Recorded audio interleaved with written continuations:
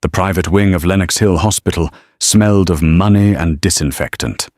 Roger Harrison checked his $80,000 Patek Philippe for the 10th time.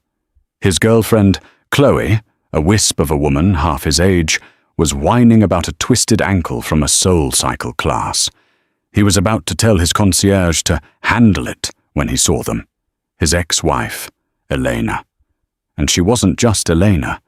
She was visibly, unmistakably pregnant. The man whose hand rested protectively on the small of her back was Matthias Mendes. In that instant, Roger Harrison's meticulously constructed world fractured. Roger Harrison didn't just live in New York, he owned it. Or at least, he owned the parts that mattered. The soaring glass towers that scraped the sky, the pre-war penthouses overlooking the park, the very air of exclusivity that the city breathed. At 52, he was a titan of real estate, a man who saw the skyline as his personal chessboard. He didn't just buy buildings, he acquired them, dominated them, and bent them to his will. He treated people the same way. His companion, Chloe, was his latest acquisition. She was 24, with the curated beauty of an Instagram filter and a laugh that tinkled like ice in a crystal glass. He had found her working at a gallery in Chelsea and had curated her life, moving her from a cramped walk-up to a high-rise he owned, trading her canvas tote for a Birkin. She was beautiful, uncomplicated, and most importantly, she reflected his own power back at him. Her emergency today was a dramatic tumble from a stationary bike, and Roger was indulging it because the disruption annoyed him less than her pouting would. He was scrolling through market reports, his thumb moving with ruthless efficiency, when a shift in the atmosphere made him look up, and there she was, Elena. It wasn't the Elena he remembered. The Elena he had discarded was a creature of sensible wools and quiet evenings. She was the comfortable wife, the partner who had helped him build his first billion, the mother of his 2 college-aged children. The woman he had systematically, cruelly broken in a divorce that had been his masterpiece of legal warfare. He had expected her to crumble, to retreat to the sprawling Connecticut estate he had generously given her, a beautiful prison he no longer wished to inhabit, and fade into a quiet life of gardening and regret. This woman was radiant. She was dressed in a simple, obscenely expensive-looking cream cashmere dress that clung to a figure that was lean, strong, and undeniably pregnant. Her hair, which she had always worn in a practical, mousy brown bob, was now a rich chestnut, falling in soft waves past her shoulders. She wore no makeup, save for a hint of color on her lips, and she looked devastating. She looked happy. The shock was a physical blow, winding him. But the second blow landed a millisecond later. The man with her, Matthias Mendes. If Roger Harrison was old money muscle, Mendes was new money surgical precision. The titan of tech and finance, the one man in the city whose net worth was a subject of frantic speculation and whose influence was spreading like wildfire. Mendes was younger, sharper, a Silicon Valley predator who had decided Manhattan was his new hunting ground. Roger hated him. He hated his quiet confidence, his dismissiveness of the old guard, and the fact that he couldn't be bought or bullied, and this man, this force of nature, was leaning in close to Elena, his expression one of rapt attention. He listened as she spoke, his eyes never leaving her face, and then he laughed, a genuine, warm sound that filled the sterile space. He reached out and gently touched her hand. It was a gesture of such easy intimacy that a spear of pure, unadulterated jealousy lanced through Roger's heart. "Ricky, what is it?" Chloe's voice, usually a soothing balm, was now an irritating buzz. "You look like you've seen a ghost." "In a way," Roger murmured, his eyes locked on the couple. "I have," The narrative he had so carefully crafted for himself began to unravel. Eleanor, the discarded wife, the relic of his past, was not supposed to be here, in the heart of his kingdom, looking like a goddess, and carrying the child of the one man who could eclipse his own power. The hunter, surveying his domain, had just realized he was not the only predator in the jungle, and the prey he thought he had left for dead was now thriving. The Maybach was silent on the drive back from the hospital, save for Chloe's incessant nervous chatter about the doctor, her ankle, and a gala she wanted to attend. Roger heard none of it. His mind was a slideshow of horrors, playing one image on a loop. Eleanor. Pregnant. His entire world was built on control. He controlled the market, he controlled his image, and he had, he thought, controlled the narrative of his divorce. He remembered their last real conversation, not the sterile pronouncements from lawyers, but the last raw, desperate fight. They were in the library of the Connecticut estate. Elena was 44. Their children, Mark and Sophie, were heading to college. "I want to try for one more, Roger," she had said, her voice quiet but firm. "We're not old. We have everything. I feel like there's one more piece missing." Roger had looked at her as if she were insane. "One more? Are you kidding? We're done. The kids are out. This is our time. My time. I'm not starting over with diapers and 2 a.m. feedings. The life we have is perfect. You are perfect. Don't ruin it." When she had pushed, he had become cruel. He'd suggested she was past her expiration date, that her body probably couldn't handle it anyway. He'd said he was the one who was still vital, and he didn't want to be tied down. The affair with the 22-year-old intern had started a month later. He wasn't even discreet.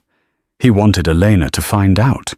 He wanted to prove his point, to show her that he was still a king, and she was just a domestic creature holding him back. The divorce had been a masterpiece of psychological warfare. He had been generous with the settlement, a sum so large it was meant to be an insult, a message that she and their 25 years together had a price tag, and he could easily afford it. He had taken her dignity, expecting her to crumble, and for 2 years, it seemed she had. Silence. His children reported she was fine, a word so bland it confirmed his assumptions. She was in Connecticut, tending her roses, her spirit as pruned and contained as her beloved hydrangeas. Now that pruned woman was pregnant with another man's child, a powerful man's child. The pregnancy was a direct refutation of his entire narrative. It wasn't just that she had moved on. It was that she had obtained the one thing he had explicitly forbidden her from having. It was a declaration of war.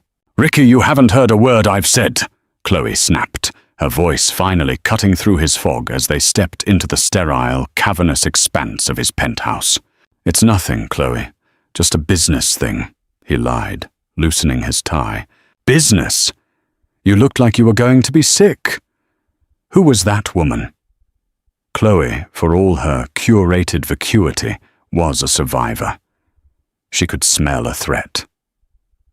She looked old, but pretty, and pregnant. "She's my ex-wife," Roger said, pouring a vodka. Neat.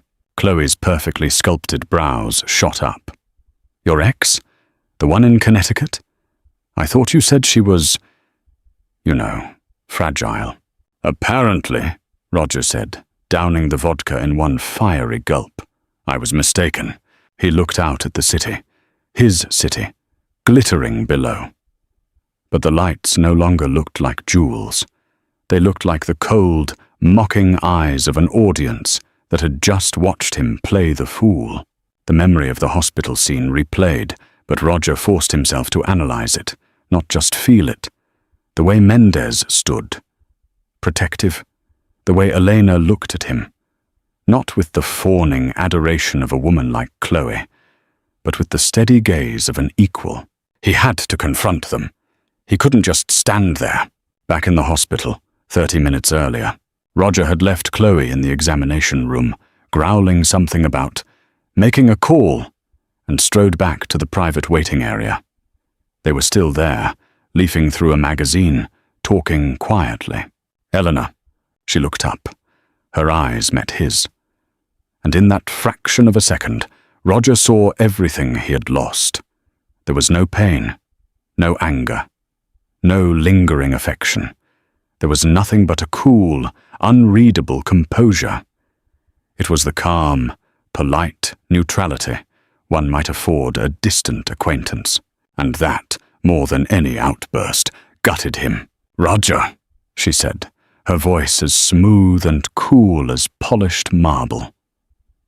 It was the first time she had spoken his name in over 2 years.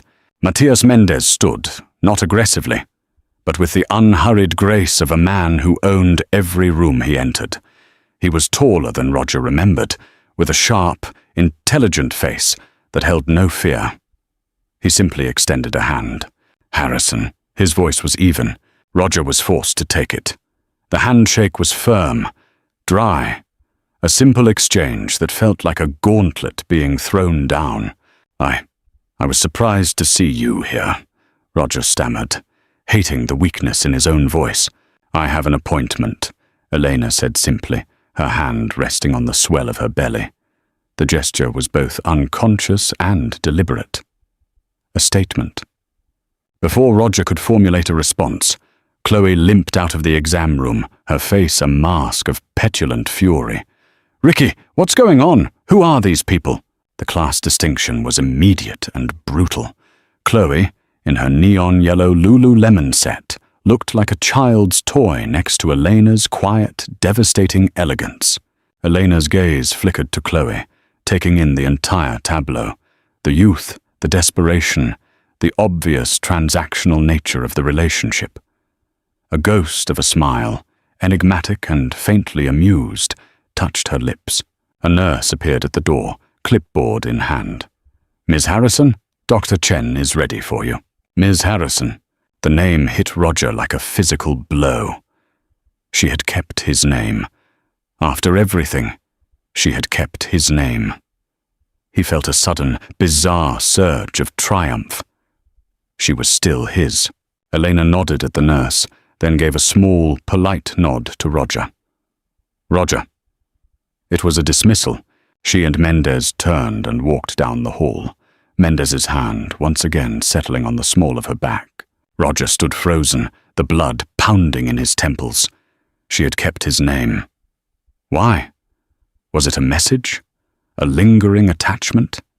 He was so lost in this small victory that he missed the larger, more terrifying implication. He felt Chloe's hand on his arm. "Ricky, let's go. People are staring." He looked at her, but he saw only a pale, cheap imitation of the woman who had just walked away.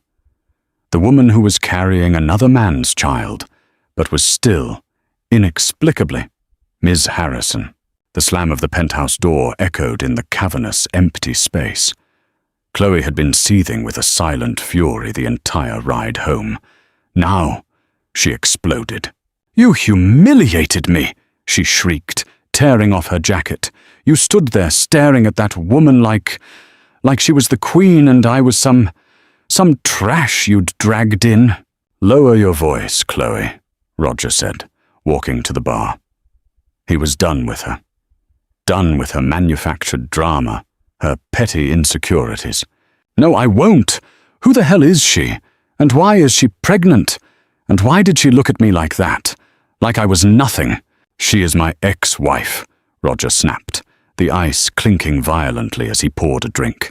"And she's pregnant, obviously. As for the rest, it's none of your goddamn business." "None of my business?" Chloe laughed, a harsh, ugly sound. "I am your business, Roger.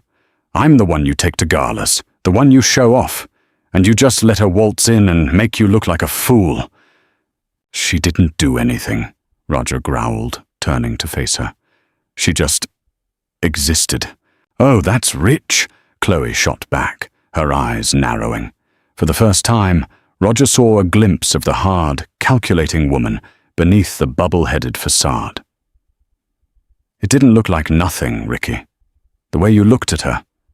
I've never seen you look at me like that. You look at me like I'm a prize. You looked at her like she was the one who won." "Don't be ridiculous," he scoffed. But the words lacked conviction. Her observation was too close to the bone. "And him," she continued, her voice rising. "Matias Mendez. I read page 6, Roger. The one person in this city who doesn't seem to be intimidated by you. She left you, and she's with him. And she's pregnant. That's what's really eating you, isn't it? It's not about her. It's about your ego. It's about him." Her words were a slap in the face, a brutal, unwelcome truth.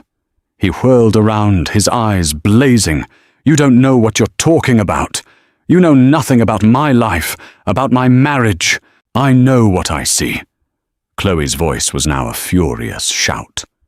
"I see a man who thought he could just discard a woman like an old suit and is now having a meltdown because she dared to find happiness with someone else. Someone better." The word better was a poisoned dart. "Get out," Roger said, his voice low and dangerous. "What?" "I said, get out," he roared, pointing a trembling finger toward the door. "Go back to your little apartment that I pay for, with the clothes I bought you, and leave me alone." Tears of rage and humiliation welled in Chloe's eyes. She stared at him for a long moment, her beautiful face a mask of fury. "You know what, Roger? For the first time, I actually feel sorry for her. She escaped. I'm just living in the prison she broke out of." With that, she turned on her heel, snatched her purse from the counter, and stormed out, slamming the door behind her with a resounding crash that seemed to shake the entire penthouse. Left alone in the cavernous room, Roger sank onto a leather sofa, the anger draining out of him, leaving behind a cold, heavy dread. Chloe was right. His rage was fueled by a toxic cocktail of wounded pride, jealousy, and, most terrifyingly, a dawning sense of his own obsolescence. Mendez was the future. He was the past. Elena's alliance with him felt like a definitive statement on his own relevance. His mind, conditioned for decades to treat every problem as a business challenge, immediately began to strategize. He needed information. He needed leverage. He needed to understand the dynamics of this new reality so he could find a way to disrupt it. Roger's fingers flew across his phone, dialing a number he hadn't used in years. It belonged to a man named Harris Vance, a private investigator who operated in the gray areas of the law, a specialist in digging up the kind of dirt that could ruin reputations and topple empires. Vance was expensive, discreet, and utterly without scruples. "Vance!" a gravelly voice answered on the second ring. "It's Harrison." There was a slight pause. "Roger, it's been a long time. I trust you're not calling to reminisce. I need information, Harris, on 2 people. My ex-wife, Elena Harrison." "Harrison? She kept the name?" Vance sounded intrigued. "She kept the name," Roger confirmed, the words tasting like ash. "And a man named Matias Mendez. Mendez of Oracore, flying high these days. What do you want to know?" "Everything," Roger said, his voice a low growl. "Their relationship. How they met. How long. The pregnancy. I want to know everything about it. Is it his? Is it even real? I want a timeline." He paced the length of his penthouse, the glass walls reflecting a man he barely recognized, agitated, desperate. "And her," he continued. "I want to know what she's been doing for the past 2 years, every detail. I want to know her friends, where she goes, what she eats. I want to know her." He wanted to understand the woman she had become, The woman who had captivated a man like Mendez. He needed to find the chink in her armor, the weakness he could exploit. And Mendez, Roger said, a cold, calculating thought slipping into his mind. I want his business, his financials, his deals, his vulnerabilities. Find me something I can use. Find me something I can break. That's a deep dive, Roger, on two very high-profile, very protected targets. It'll be expensive. I don't care about the cost, Roger said, his gaze fixed on the city skyline. I want it done, and I want it done quietly. You know me, Roger. Quiet is my middle name. After hanging up, Roger felt a sliver of his old control returning. He was taking action, seizing the initiative. But as he looked out at the sprawling city, a new, unsettling thought began to form. Why had she kept his name?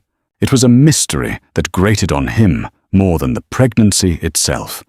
He had thrown her away, publicly humiliated her, and she still clung to his name?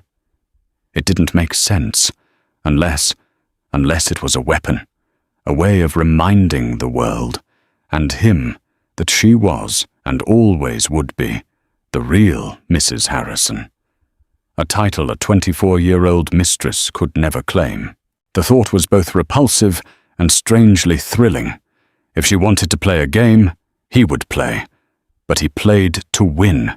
A week later, a plain black envelope arrived at Roger's private office. Inside was a slim USB drive. Roger dismissed his assistant, locked his door, and slid the drive into his laptop. The screen populated with files, surveillance photos, and a detailed summary from Harris Vance. He clicked on the summary, his heart pounding. The report began with Eleanor. After the divorce, she hadn't crumbled. She had liquidated. She had sold the Connecticut estate, the prison he'd given her, for a staggering profit. She had sold the jewelry he'd bought her, the art, the cars. She had quietly, systematically erased every trace of his life from hers.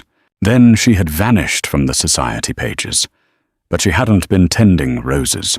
She had used her settlement and her rarely used maiden name, Davies, to create a venture capital fund. Davies Innovative Ventures. She hadn't started a fluffy non-profit. She had become a shark. Vance's report detailed how she had spent 2 years flying under the radar, attending biotech and medical tech conferences, not as a socialite, but as an investor. She had leveraged her quiet intelligence, the very thing Roger had found so unexciting, to identify and fund a dozen small, brilliant and struggling startups. Then came the part he was truly waiting for, her connection to Matias Mendez. They hadn't met at a gala. They had met in a boardroom, where they were both bidding on the same obscure patent for a data processing algorithm. Mendez had been impressed by her strategy. Their relationship, Vance wrote, was built on a foundation of mutual respect and shared interests. And the pregnancy? Vance's source was inside the hospital. Elena was pregnant. It was a high-risk pregnancy, given her age, but she was healthy. And the father, according to the intake forms, was unknown. A donor. Roger felt a sour taste in his mouth. She hadn't just replaced him. She had made him irrelevant. She had decided she didn't need a man at all to get the one thing she wanted. The one thing he had denied her. He turned his attention to the files on Mendez. The financials were, as expected, astronomical. Auracor was a juggernaut. But Vance had dug deeper, and there he found it. Mendez was in the final, secret stages of a high-stakes acquisition of a smaller, publicly traded medical tech firm called Biostat Dynamics. The deal was worth billions and would solidify Auracor's dominance in the healthcare AI space. Biostat held key patents for predictive diagnostic software. The deal was Mendez's passion project, the keystone of his long-term strategy. Roger leaned forward, his eyes narrowing. He knew that name. He barked at his internal computer, Open portfolio, legacy holdings. He scanned the list. And there it was. Vanderbilt Holdings owned an 8% stake in Biostat Dynamics. It was a legacy investment, one he hadn't paid attention to in years. But 8% was more than enough. A cold, brilliant idea began to form in his mind. As a major shareholder, he could disrupt the acquisition. He could file an injunction, raise objections about the valuation, demand a federal antitrust review, rally other shareholders, and tie the deal up in a quagmire of legal and financial complications. He could make Mendez's life a living hell. He could bleed him, distract him, and maybe even kill the deal altogether. It was the perfect revenge. It wasn't a direct attack on Elena, which would be messy and make him look petty. This was business. It was a move on the corporate battlefield, a world he understood and dominated. It would hit Mendez where he was most vulnerable, his ambition, his legacy, and Elena, with her high-risk pregnancy, would be caught in the crossfire. Her newfound happiness would be inextricably linked to the fortunes of a man he was about to bring to his knees. The plan was audacious, ruthless, and deeply satisfying. He was no longer the passive, humiliated observer in the hospital. He was Roger Harrison, the puppet master, and he was about to start pulling the strings. Roger didn't just pull the string, he tried to snap it. Within 48 hours, he had his legal team file a motion. It was a masterpiece of corporate aggression disguised as shareholder concern. It alleged that the AuraCore offer for Biostat Dynamics grossly undervalued the company's future potential and demanded a full, independent audit and a new, open bidding process. The financial news media exploded. AuraCore's stock dipped. Mendez's sure thing was suddenly in jeopardy. Roger sat back in his office, a rare, genuine smile on his face. He felt the familiar, intoxicating rush of control. He had made his move. Now, he waited for Mendez to crawl to him. It took less than a day. Mendez's assistant requested an urgent, private meeting. Roger made him wait another 24 hours. When Mendez was finally shown into Roger's boardroom, a cavernous space with a 30-foot mahogany table and a staggering view of Central Park, he was alone. He wasn't flustered or angry. He was calm, carrying a slim leather portfolio. This lack of visible panic annoyed Roger more than any outburst would have. "An impressive view, Harrison," Mendez began, his voice calm, resonant. He didn't sit. "It's easy to feel like a god from up here. But you have to be careful. The heights can make you forget what's happening on the ground." "I'm a busy man, Mendez," Roger said, steepling his fingers. "I assume you're here about Biostat." "I am," Mendez replied, finally taking a seat, uninvited. "Your motion is creative, a lot of impressive legal jargon to say you want to cause trouble." "I have a fiduciary duty to my shareholders," Roger recited, the words feeling hollow even to him. "Your offer is low. I believe a competitive bidding process will yield a higher return. It's just business." Mendez met his gaze, a faint, almost imperceptible smile playing on his lips. "Let's not insult each other's intelligence, Roger. This isn't about business, and we both know it. You've held that 8% stake for a decade and haven't attended a single shareholder meeting. Your own analysts recommended divesting it 2 years ago. Your sudden, passionate concern for its valuation appeared exactly 48 hours after you saw me at Lenox Hill with Elena. The directness of the attack was jarring. Roger had expected a dance, a series of feints and parries. Mendez had simply walked to the center of the ring and thrown a haymaker. "This has nothing to do with my ex-wife," Roger snapped, his face flushing. "And I would advise you to leave her out of this." "I can't," Mendez said, his voice losing its light edge and taking on the hardness of forged steel. "Because she is the entire reason for this conversation. You saw her looking happy and you couldn't stand it. You couldn't attack her directly. That would look petty, even for you. So you came after me. You are arrogant and presumptuous, Roger spat. You waltz into my city, my world, and you think you understand me? You think you understand the woman I was married to for 25 years? No, Mendez conceded, leaning forward. I don't pretend to understand the man you are, but I have spent the last 18 months getting to know the woman you threw away. And you are making the grave mistake of underestimating her. You see, you think this is your game. Your table?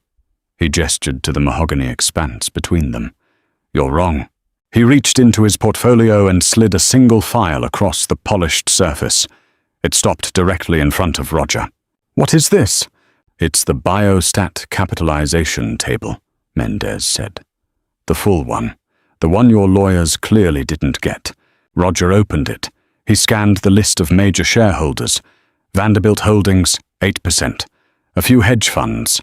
And then, at the top, Davies Innovative Ventures, 42%. Roger's blood turned to ice. What is this? That, Mendez said, is Elena. It turns out Biostat was one of her first and largest investments. She saw its potential 3 years ago, when it was nearly bankrupt. She personally funded the R&D that led to the patents I'm now trying to acquire. She built this company, Roger. Roger's mind was reeling. He hadn't just fired a warning shot at his rival. He had declared war on his ex-wife. She's the largest shareholder, Roger whispered, the pieces clicking into place with horrifying clarity. This is her payday you're trying to block. It is, Mendez confirmed. And here's the masterstroke. You're not just blocking a deal. You're blocking her, and you're doing it using her name. What are you talking about? The nurse, Roger, at the hospital. She called her Ms. Harrison. You thought she'd kept your name, didn't you? A little trophy for your ego. Mendez shook his head. Elena hasn't used your name in 2 years. Legally, she is Elena Davies. The nurse was new. She saw the name Harrison on my visitor's pass and made an assumption. The small victory Roger had clung to evaporated. But that's not the real checkmate, Mendez said, leaning in. You need to understand why Elena built this company. Roger stared at the document, his world tilting on its axis. What? What do you mean? Why? You assumed Elena was just a savvy investor, Mendez said, his voice softening slightly. You were wrong. This was never about the money for her. It was about this. He slid a second file across the table. It wasn't a financial report. It was a medical journal, The Lancet, opened to a peer-reviewed study. The title was Monoclonal Antibody Therapy as a Revolutionary Treatment for Uterine Receptivity Failure. The lead author, Dr. Aris Thorne. The funding source, Davies Innovative Ventures. You remember your divorce, Roger? Mendez asked, his voice quiet. You remember telling Elena she was past her expiration date? That her body couldn't handle another child? Roger flinched, the memory of his own cruelty hitting him. She went to doctors, your doctors, on your payroll at your hospital, and they all told her the same thing. Unexplained infertility, early menopause, hopeless. They told her she was broken. Mendez tapped the journal. Elena didn't believe them. She believed in science. She used her settlement to find the one doctor, Dr. Thorne, who believed he could fix it. A brilliant man whose research was considered too radical. She didn't just fund his research, Roger. She built biostat dynamics around him. The diagnostic software you're trying to block? It's the AI that identifies the exact protein deficiency he needed to target. The patents aren't just for software. They're for a cure. The room was silent. Roger felt the air leave his lungs. And the pregnancy? Roger whispered, already knowing the answer. Elena wasn't just the investor, Mendez said, a note of profound respect in his voice. She was patient zero. She put her own body on the line to prove her science worked. The baby she's carrying, it's not mine. It's not a donor's in the way you think. It's hers. Her egg, fertilized in vitro before the divorce, one you told her to get rid of. She saved it. She spent 2 years building the technology to give her own child a home. Roger was shattered. He had tried to destroy a woman, only to find out she was a force of nature. He had assumed her pregnancy was an act of defiance against him. He was wrong. It was an act of creation, an act of sheer, unadulterated will. So you see, Mendez continued, my acquisition of Biostat isn't just a business deal. It's the launch pad for a medical revolution. We are going to take this technology global. We are going to help millions of women who were told they were broken. The trap was sprung. The genius of it was breathtaking in its cruelty. If Roger pursued his attack, he wasn't just a bitter corporate raider. He would be the man who personally, publicly, and maliciously destroyed the life's work of his ex-wife, the cure she had invented, the child she was carrying. He would be torpedoing a medical miracle, all to soothe his bruised ego. He was checkmated, utterly and completely. What do you want? Roger asked, his voice a dry rasp he barely recognized as his own. The bravado, the anger, it had all evaporated, leaving only the cold, stark reality of his defeat. It's simple, Mendez said. You will call your lawyers, and you will withdraw the motion. You will vote your 8% in favor of the sale, and then you will walk away. You will leave Elena, her child, and her company alone. Roger sat motionless. He looked at the journal, at the name Davies, a name now synonymous with vision and progress. Finally, with a slow, crushing exhalation, he gave a single, almost imperceptible nod. Fine. The word was the epitaph of his reign. Mendez stood, his objective achieved. He collected his files, his movements crisp and efficient. He walked to the door but paused with his hand on the handle, turning back to face the broken man at the head of the table. You know, Roger, he said, in all the time I've known Eleanor, I've never once heard her speak ill of you. Roger looked up, stunned. She doesn't talk about the divorce. She doesn't talk about your cruelty. She talks about your early years, about the ambition she once admired. She says you gave her 2 wonderful children, Mark and Sophie. Mendez let that detail land. By the way, they're both on the junior board of Davies Ventures. They're immensely proud of what their mother is building. That was the final, unseen blow. He hadn't just lost his wife. He had lost his children. They hadn't just left him. They had chosen her. They had chosen a future she was building over a past he represented. She found her own purpose, Roger, Mendez said, his voice softened with something that might have been pity. I sincerely suggest you try to find one for yourself, because this empty room and your stock portfolio, it's not a legacy. It's just a balance sheet. The door clicked shut, the sound echoing in the cavernous, silent boardroom. Roger Harrison remained in his chair, a solitary figure dwarfed by the symbols of his own hollow empire. The city glittered on, indifferent. He had sought to orchestrate a drama of power and revenge, but had instead been cast as the tragic, obsolete fool in a story of rebirth and triumph. He was Roger Harrison, the man who had everything, and he had never felt so poor. The fallout was quiet, but seismic.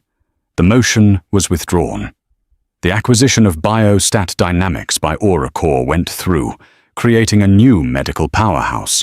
A month later, Forbes magazine hit the stands. The cover wasn't a tech bro or a hedge fund king. It was Elena Davies Harrison, holding her newborn daughter, Livia. The headline, Patient Zero, How Elena Harrison Turned a $100 million Divorce Settlement into a $4 billion medical revolution. Roger saw the cover in an airport lounge. He was alone. Chloe was long gone. His children weren't returning his calls. He looked at the photo of the woman he had underestimated, the woman who had taken his name and his money and built a legacy, while he was left with just a name. He had tried to put her in a box, and she had responded by redesigning the entire world of medicine. He hadn't just lost a wife.